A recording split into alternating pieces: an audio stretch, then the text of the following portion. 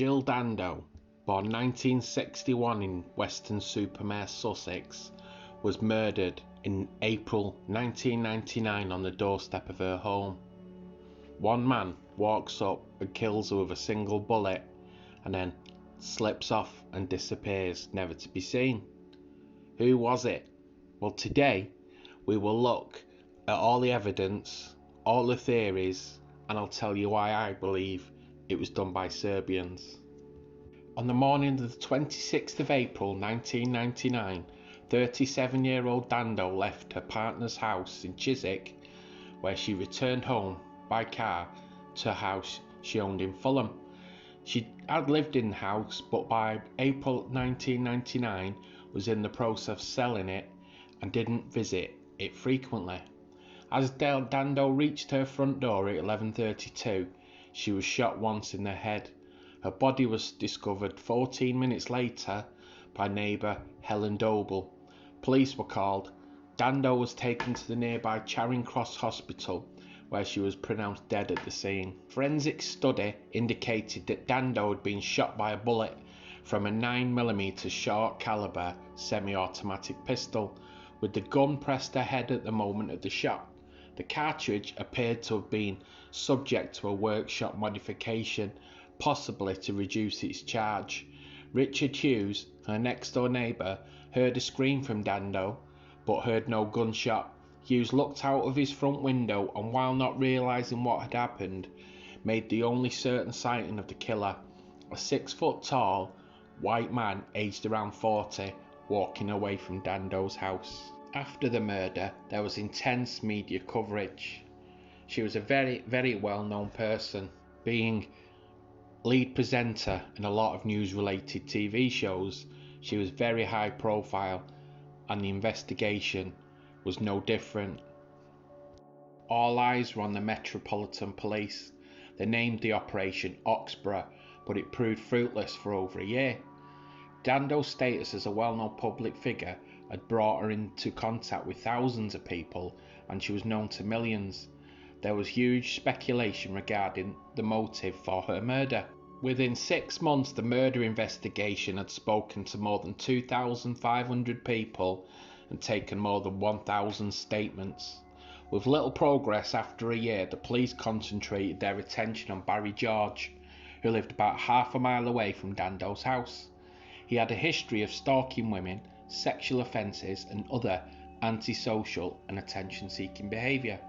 George was put under surveillance and on the 25th of May 2000 was charged with Dando's murder on the 28th of May.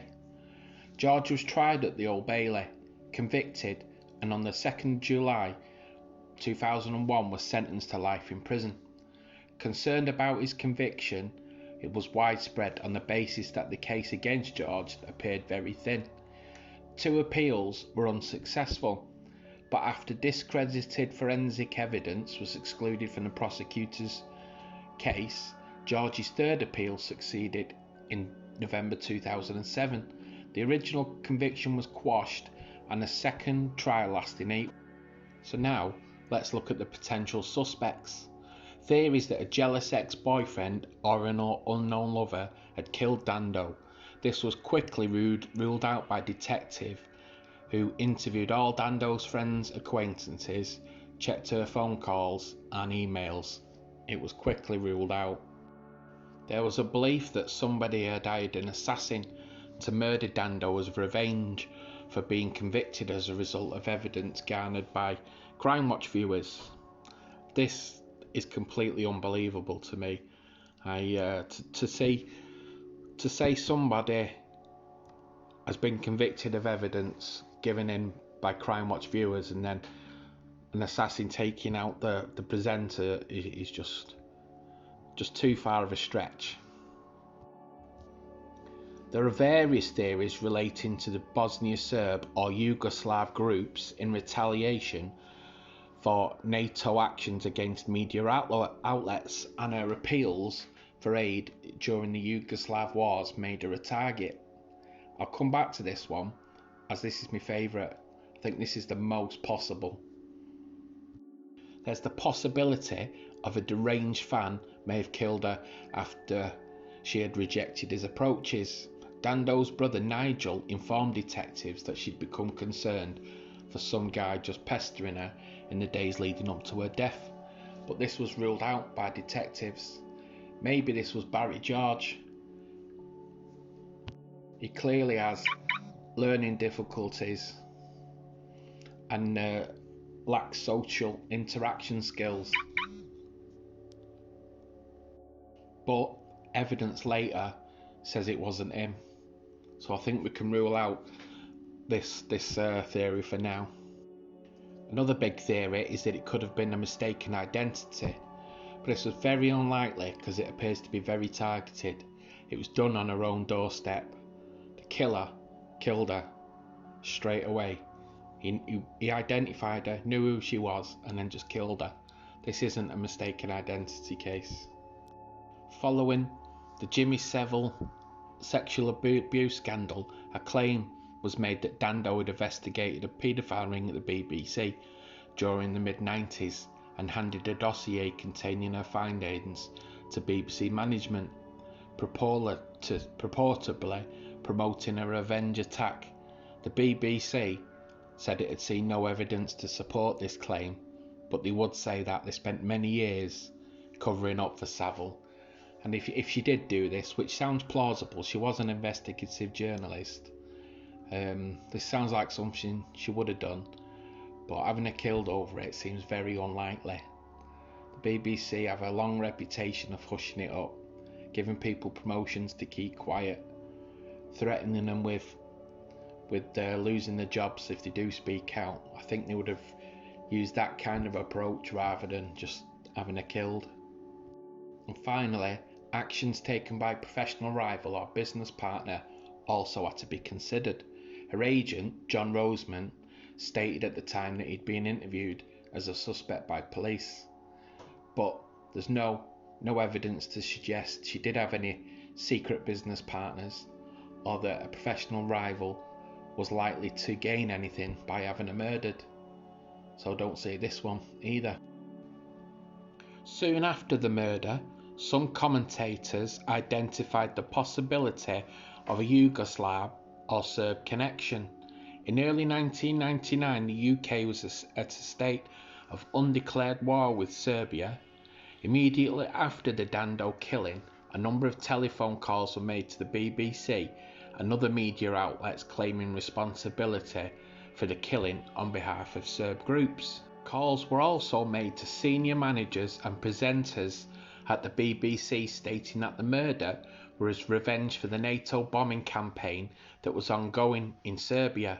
The callers spoke with Central European accents and threatened further killings. These calls were not judged wholly credible and may have been hoaxes. Nevertheless, they were brought up at Barry George's first trial. His defence barrister, Michael Mansfield QC, proposed that the Serbian warlord leader Arkan had ordered Dando's assassination in retaliation for the NATO bombing of Radio Television of Serbia headquarters on the 23rd of April 1999. 16 station staff had died in the bombing, and to this day many Serbs remained outraged by the attack as it was not being used for military purposes. Mansfield suggested that Dando's earlier presentation of an appeal for aid for Kosovo Albanian refugees may have attracted the attention of Bosnian Serb hardliners. Dando's appeal for aid for the Kosovo Albanian refugees had been shown on television just 3 weeks before her murder.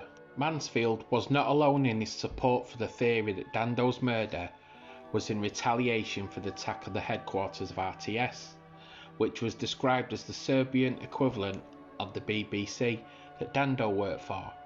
A massive speculation on this theory had arisen in the immediate aftermath of the murder. It wasn't until 2019 that it was revealed that the British Criminal Intelligence Service, NCIS, known as Britain's FBI, had given an intelligence report to the Dando murder inquiry claiming that the murder was in retaliation for the RTS bombing and Arkan had been the one who ordered the killing.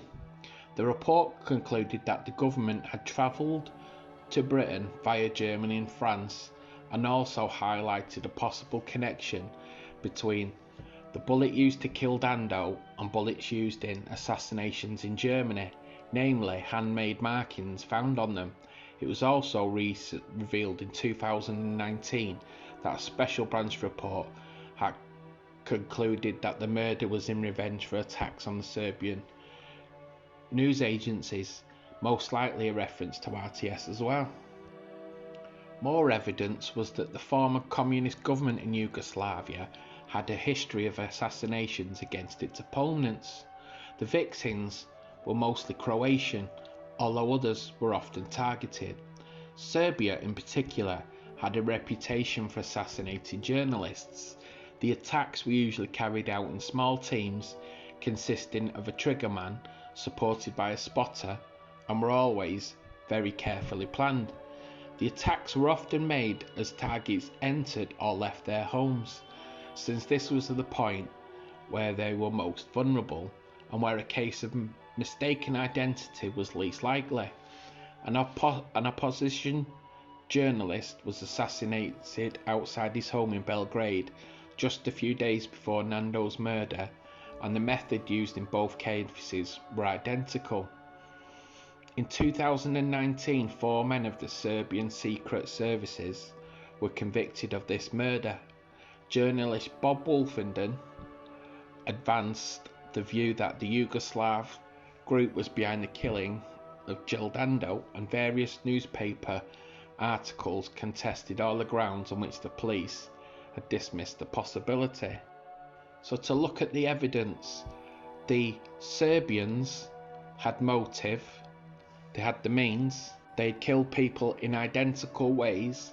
People claiming to be Serbian had said that they had done it. The Serbian warlord Arkan had a history of killing journalists, so for me it was clearly them. But where does Barry George play into all this? Maybe the British government knew who had done it, but couldn't say publicly for whatever reasons, security reasons, reasons of not wanting to look foolish, and they found an easy scapegoat in Barry George. Either way, it's disgusting. Serbia did it, but there's no one left to be held accountable. With the then Serb leader and warlord Arkan now deceased, the persons who did the assassination were arrested and charged in Germany, and the UK government are not even looking for anyone. So it looks like they've got away with it.